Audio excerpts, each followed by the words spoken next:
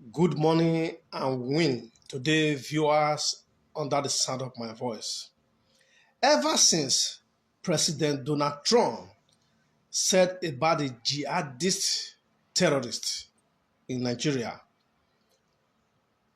many things have been revealing themselves. I want you to watch this video to the end and listen to this, our pastor Abel, and including this, our brother.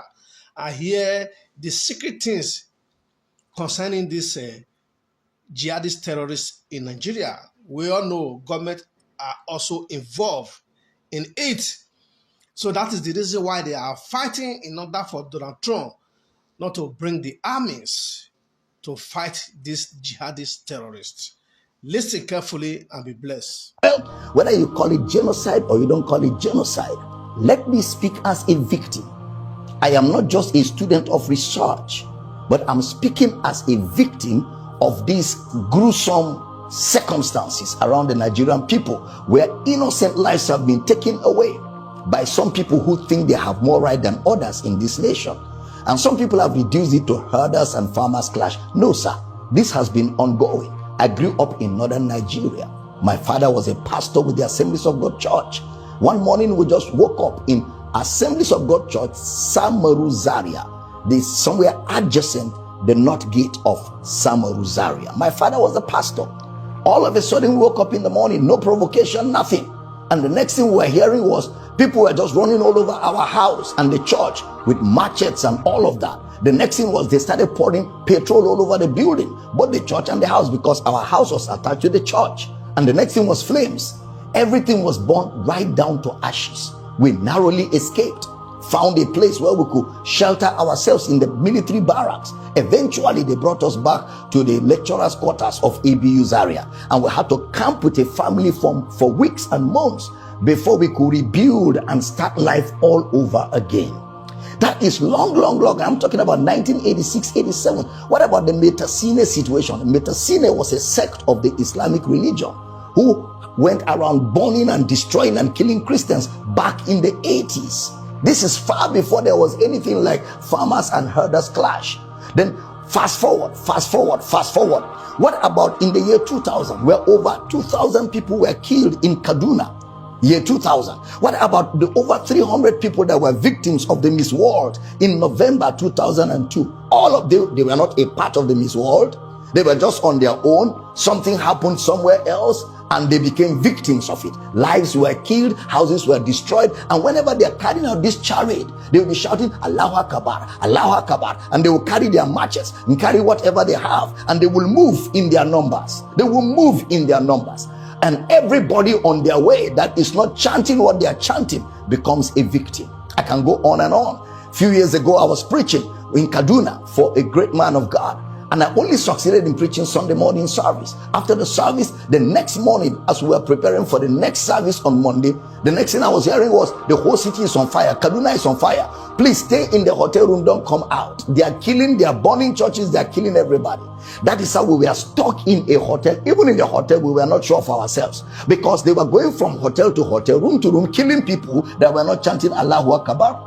And somehow God saved our souls. After about 4 days, we were able to leave Kaduna. But unfortunately, a friend of mine who was a pastor, Reverend Northcote Andrew of blessed memory, was caught in the midst of this as he was escaping for his life. They caught him because he was wearing a collar of a bishop. They hacked him to death, dug the ground, buried him and put a cross there. It is that little wooden cross that made people know that there was a corpse in that place. And this, my friend, was buried. These are real life situations. So for somebody to just sit down in the comfort of his home, maybe somewhere in the south, and be saying there's no such thing in northern Nigeria, my brother, you've not been a part of it. We've been right in the heart of the fire. I remembered one night, these Muslim boys were all over the place in my school, and they were shouting Allahu Akbar. They were looking for me. I had to escape. That night, my saving grace was that I found a female hostel and I slept under the bed. By the next day, I left town. For what? I did nothing. No provocation, just because I am preaching the gospel. And of course, some of them believe that once you are not of the Islamic faith, you are an infidel, and they believe that if you kill an infidel, you will sleep with 7 virgins. All of this kind of indoctrination that leads to violence at the slightest provocation, whether it has to do with the people or not, you just get on the street. What about the Reinhard Bonnke crusade? I'm talking about the Reinhard Bonnke crusade in Kano, where people were hacked, macheted, and killed just because a crusade where the gospel of Christ was going to be preached. And that is why I thank God for people like President Donald Trump, who lent his voice to what is going on here. At least, for whatever is what, there's an ongoing conversation all over the world. The matter is no more put under the carpet. And we don't want just conversations. We want some action. We want some action. And in the midst of all this, it snowballed into the herders and farmers clash. It snowballed into banditry, and everything becomes very complicated. Very complicated.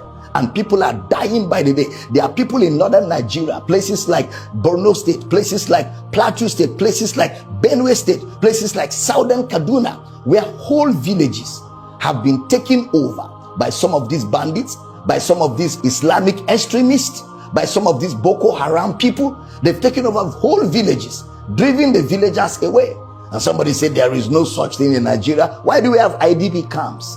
Why do we have IDP camps when we never had an earthquake? We never had an earth tremor. Why do we have IDP camps when there is no natural disaster? Other than the fact that people are being made victims of what they have no knowledge of. In a secular state like Nigeria, where all religions are permitted to be practiced, this ought not to be allowed. This ought not to be allowed at all. Our government have a duty. Now, when you live in a country like that, where you don't know what becomes of you the next day, you go out, you don't know if you're going to come back. When you go to church, you're not sure if you're going to come back.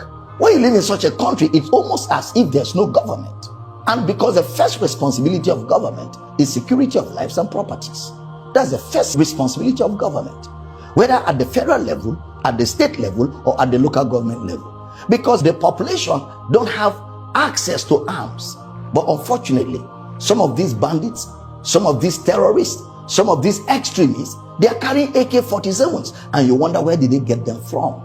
In fact, it's unfortunate that at a point in Nigeria, there was even a local government in Borno State where Boko Haram drove all our Nigerian security forces and put their flag there. It's very unfortunate. And the government of Nigeria needs to do something quickly. Otherwise, where this is taking us to, we do not know. This has to come to an end. The ADP camps need to be emptied. Let people go back to their homes. Let people go back to their villages. Let people go back to their farmlands. Let people go back to their habitations, so that they can live normal lives, so they can live the life they're supposed to live on earth. You know, this is very, very important. And this conversation is so critical at this time. And it's critical that I add my voice to it as a victim of this situation in a country like Nigeria. And I'm believing God that the day has come when this menace will surely come to an end. Banditry started under the watch of APC because they were the ones that brought them in. It was 1992-93 in Kaduna. A riot broke out which they call the Zango Kataf riot. I was a young boy, very, very young then. And people were killed in scores. If you are not an Afsa person practicing Muslim in Islam, they were killed. Especially if you are from the southern part of Kaduna, the tribes from the southern part of Kaduna, they were massacred. It was called the Zango Kataf riot. And if the next thing they do is to burn churches, kill Christians, and then if they are done with that, then they focus on businesses that is for Igbo people, Igbo-owned businesses, and they destroyed it. I grew up knowing that Christians are an endangered species in Nigeria. In the year 2000, when the Sharia riots, how many of you have heard of the Sharia riot? Hundreds of thousands of people were killed in Kaduna. I can remember vividly that we had to defend our house from people. They brought some Fulani boys and they faced our house. They were shooting arrows. They were stoning our zinc. They spot our zinc, shooting arrows. Even though I was a Muslim then, even though my father was a Muslim then, but because majority of the people in our compound were Christians, so they were willing to destroy every one of us because we were living with Christians. I can remember a particular church in Mando, for those that know Mando, in Kaduna, called Chapel of Redemption. That church was destroyed. And so from that time, anytime there's a little hanky-panky in Nigeria, the first target is churches and Christians. And this has prevailed for a long time. That even if there's a problem with in another country, the Muslim and the Hausas in Nigeria will rise up and begin to kill Christians. How many of you remember the Miss World crisis in 2002, 2001, 2002? That somebody drew a picture of Muhammad or something in France, long away in France, and they began to fight in Nigeria. Are you following me? Christians are endangered species. Now let me give you, and that's how it has consumed. Scores have been killed, and they focus on regions where there is a mixture of both Christianity and Islam. If you look at states like Kaduna, states like Plateau State, states like Nasarawa, states like Taraba, states like Benue, states like Bauchi, states like Gombe, states like Borno. These are places where they focus on because they intend to eliminate every living Christian in that place. Anybody that debunks it is a total lie, because I have grown and lived in the north. I've spent 80 to 80% of my life in the north, so I understand this thing. Several times, I cannot forget the Sharia riot. We were running for our lives, even though we were Muslims, but we were still running, because as far as you are not of that ethnic group practicing what they practice, you are a victim. You can be burnt alive. Many of us saw human beings that were burnt alive, like roasted like yam, and it has been going on for a long time. The genocide against the Christian faith. Are you with me? Many years ago, in Kano State, a man was beheaded, and anything they talk about that he said blasphemy. And guess who was the person that led it? The man called Sanusi Lamido Sanusi was the one that led him on, and they beheaded him. They killed the man. They killed him and they put his head on the stake, and they were using it to parade the city. You will understand of a woman also that is an evangelist, Evangelist Eunice, that was preaching about 2016 or 18 in Abuja, and they killed her. We cannot talk about a young girl called Deborah Samuel that was killed. I schooled in Jos, and for years the people of Plateau have been massacred. Riot breaking out every single time. The one that the moment anything happens, the next people that are victims are Christians. And it is unfortunate that all these years the government have not been able to do anything about it. But the agenda is deep. Are you with me this morning? Why am I saying? Because I don't want us to be an ignorant people. If we are ignorant people, they will control the narrative. And these days, let me tell you this truth: God will not come and fight for you. Remove that thing from your mind. If Christians don't rise up, pray from that to tomorrow. God is not coming to fight for you. Are you with me? Now, in the year 2009, Boko Haram started. Boko Haram started because of a section. It was a political movement. They created Boko Haram as a political talks to bring confusion into the government of Goodluck Jonathan, and to be able to destroy any opposition, starting from Borno State, under the watch of a man called Kashim Shettima, which is now the vice president of Nigeria. Kashim Shettima and the other man, Ali Mohammed Sharif. These were the people that started the business of Boko Haram as a political talks to be able to oppose their opponents. But after a time, the ideology grew and they began to destroy. Now, it became a problem and they began to use it to destroy, bombing here and there. In 2009, 2010. As of 2010, a man led a meeting in Jos. Are you with me?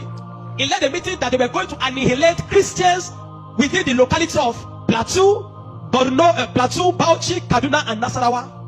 And he said they are going to perform jihad. They will bring jihad and they will go to kill them. If the Islamic leaders are not willing to lead them, he is ready to lead the movement. I have the minute of that meeting in my phone presently. Guess who is that person? Issa Pantami, that was the former minister of communication under Buhari's regime. And several times, these are people that are terrorist sympathizers. And that is why the Nigerian army have not been able to win the war against the terrorism. Because people have, the terrorists have infiltrated the Nigerian ranks, the army ranks, so they cannot win the war. That said, Osama bin Laden was a better Muslim than he is. He was sad when Osama bin Laden was killed. And he has said it several times that Boko Haram should not be killed. He said they are their Muslim brothers. How do you win a war against terrorism when there are people high in government that are sympathizers to terrorism? How do you win that war? Now, there are 4 categories of insecurity or people that are causing insecurity. Number 1, you have Boko Haram. Number 2, you have bandits. Number 3, you have Fulani herdsmen. Now I'm going to show you how they are connected. Many people don't know. The Boko Haram and the Fulani herdsmen have one mission. The mission is simple: Islamize Nigeria. Come to a territory that is Christian dominated, kill everybody there, occupy their land.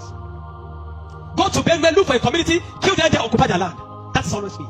Boko Haram and the Fulani herdsmen. Have you noticed that Fulani herdsmen they don't kidnap, they kill? There's hardly a place you hear that Fulani herdsmen capture that they say these are Fulani herdsmen. No, when they go, they kill. How do they kill? They kill with guns.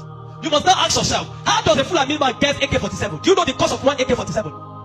One AK-47 is over $1,000 something. Where will a Fulani man be able to obtain to be able to get one AK-47? Are you with me? And now, so you will know that there are people that are sponsoring this movement. Then the Boko Haram and the Fulani, they go about Christian-dominated areas. You will understand that when this terrorism started in Nigeria, that only people that were killed were Christian churches. You will not hear that they kill anyone. It is Christians and churches. I remember in Kaduna then that churches began to look for security men to guide their churches in every service day. Otherwise, you can be in church and then the next is boom, everybody dies. And churches that don't have money to hire soldiers began to use some of their members. I was a member of the security team in my church in Deeper Life in Kaduna in 2010. Because we don't stay in the church. Once I come to the church in the morning, we stay outside, moving around patrolling, because anybody can come and drop anything. So when Boko Haram started, the majority of Muslims, the Hausa northern Muslims, they were happy. I know of people that were celebrating it. If you see them crying today, I'll tell you why. At the initial beginning of this thing, they were happy celebrating the killings of Christians. They said they are purging Nigeria of RNA. It was majorly on Christians and Christian dominated areas. But when it comes to 2014, the man Buhari and APC that wanted to overthrow the government of Jonathan, by all means, decided to employ mercenaries from Niger, from Chad, from all those Fulani, from other African nations where they're Fulani, and they brought them into Nigeria. What was the goal? The goal was that if Jonathan does not concede defeat in the election, they were going to rain hell on Nigeria. So they brought in these mercenaries and they equipped them with rifles, the El-Rufais, the Buharis. Are you with me? The El-Rufais, the Buharis. Every one of these people called APC, they brought in mercenaries and armed them in the bushes and told them to wait. The moment Jonathan did not concede defeat in the election, they were going to start. But unfortunately for them, Goodluck knew of the assignment. He got intel about it because the man said his ambition does not worth the blood of millions. So the man conceded defeat and left. And so they declared APC winner. Now, you have already brought people from different parts to come and fight. But what they wanted to come and fight for did not achieve anymore. So now they left those people in the bush. They left them with guns and ammunition in the bush. And when Buhari became the president, he abandoned them. Instead of them to settle them and let them go back, they abandoned them. And the people saw Nigeria as a place that is good. And the people decided to remain in Nigeria. Those are the people that started bandits. Before, we don't have anything like bandits. Banditry started under the watch of APC, under Buhari, because they were the ones that brought them in. Kidnapping, because they needed to survive. So they started by kidnapping. And they started by kidnapping. And they started by kidnapping. And they started by kidnapping. Over time, now, you understand that there are certain parts of this nation where there are mineral resources. Don't be an ignorant Christian. Follow me. Don't be an ignorant Christian. Don't be in a nation where you don't have understanding of what is happening. Now, there are some parts of Nigeria where there are good resources. And so, and this is have been illegally mined by elites, the military generals, the oligarchs, the people that are the leadership of the North. They were mining these resources, and the money does not go into the federal government account. So what they do is that they employ the services of this banditry to create two things. Number one, to create diversion. So when you go to Zamfara, that's why you hear that they say there is killing in Zamfara now. It's because of the illegal gold mine. There is gold in Zamfara that they are mining. And so these bandits that are already in the bush, some people collaborate with them, partnered with them, and told them to keep creating confusion, create chaos. When you keep creating chaos, the Nigerian state and the people of Nigeria will not be able to focus on the illegal mining. They'll be concerned about the insecurity.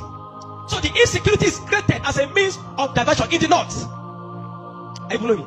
It is created as a means of diverting the attention of the military and the Nigerian populace from being able to focus on the illegal mining of resources. And any part of the north where there is resource, you find out that insecurity there. Recently, it has started in Kwara because there's a great amount of lithium in Kwara too that they have discovered and they're mining. So they partner with the Chinese because the people that do this illegal mining are the Chinese. They partner with the Chinese to be able to. So the bandits became the security men of Chinese and other people to protect them. So that while they are mining, they can begin to cause chaos. Because while the people are mining and they are causing chaos, kidnapping, nobody will be able to focus on what the Chinese are doing and those illegal mining. Every single day to this moment, I'm telling you, they are mining in those places. And they will take it to an airfield in the bush and fly it out of Nigeria. They are making billions of dollars from it every day while people are being killed. That is why you now hear that Muslims are saying that they are killing Muslims too. What you have, it is what Buhari created. The APC-led administration created, the banditry they created is what is affecting the north now. Because the people they brought to come and kill Nigeria in 2015 did not succeed because Goodluck relinquished power to them. And now the people have become thugs. They have become tools to be used in the hand of men that are using them to secure their illegal gold mines. And that's why you kill them. That's why you hear that they say they are killing Muslims. Now, the Christian persecution and genocide has been there. So you find that the other part, the Muslim and the Fulani men keep going around killing in all those parts. And the Christians and the churches have been silent for too long. This evil has prevailed in Nigeria because the righteous men have been too quiet. If we're ever going to win against insecurity in Nigeria, Nigeria must put two things Nigeria must do. Number one, Sharia law must be completely abolished in Nigeria. Because Nigeria is not an Islamic state. Why will Nigeria, some part of Nigeria, be practicing Sharia? The law guided them, constitutional law, that believed that if somebody deserves to die because he speaks against his God. Can an Hausa man insult Jesus and I kill him for insulting Jesus? But somebody believes when you speak against Muhammad, you deserve to die. How do you live in a country with somebody that have that kind of mentality? The military have become complicit. They are compromised. Nigerian military cannot win this war. 20 years from today, I'm telling you, 20 years from today, this stain of insecurity will not end, because there are people that are enjoying it, benefiting from it, and reaping from it. If Nigeria want to win this war, partner with America. Let them come and military.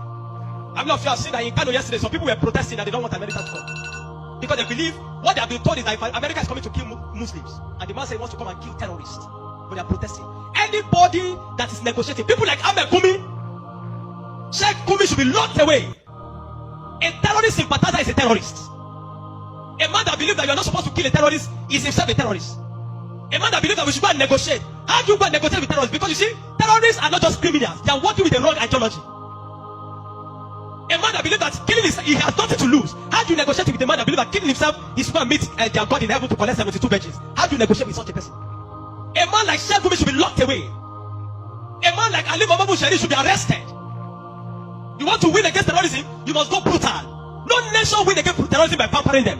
The custom is taking rice, seizing rice from Nigeria and taking it to terrorists in the bush, that they need to take care of them because they are human beings. No. The moment you have become a terrorist, that you see that taking the life of your fellow human being is nothing, is to please a God, then you don't deserve to live. Children of God, I'm not going to ask you to pray, because this is not a period of prayer. This is a period of action. Reverend Dr. Ezekiel from Jos, the man that has been speaking, I've paid attention. Not for what have they invited the man for interview, because they don't want to give the man any airtime. But you see, any little thing they will call Gumi and give him microphone. Gumi, they are inviting Gumi up and down. The media is complicit. The Nigerian military are complicit. You can't win war with this Nigerian army, not because they don't have the capacity, but because they are compromised. Buhari created banditry.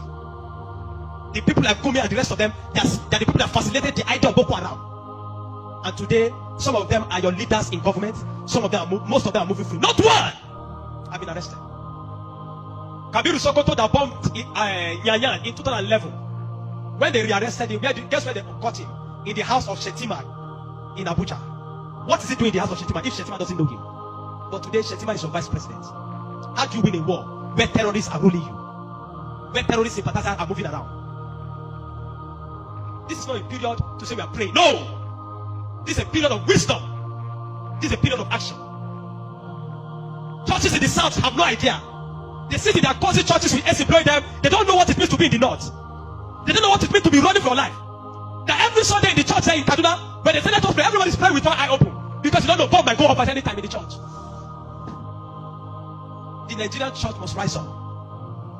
There's an agenda. And if you read the minutes of that meeting in 2010 led by Isa Patami, you will not believe it. I have a recording of his messages. Where is where he said, why will they be killing their people? He said, why will they be killing his Muslim brothers? Referring to Boko Haram as their Muslim brothers. How do you win with such a people in government? And that guy was a minister under Buhari for 8 years. Do you know what I'm telling you this morning? You are in Nigeria. If you are not aware of what is happening around you, in a short time, one day your calamity will just come. You will not know how. Are you with me? The banditry that is destroying them in the north was created by the people Buhari brought for mercenaries to destroy Nigeria in 2015 in case he did not win. Unfortunately, he won, and those people were left without fight. And they began to use the weapons that have been provided for. These guys have sophisticated their weapon. They move logistics, move money in dollars. Where do you think they're getting it from? You think it is from the sale of cow? No.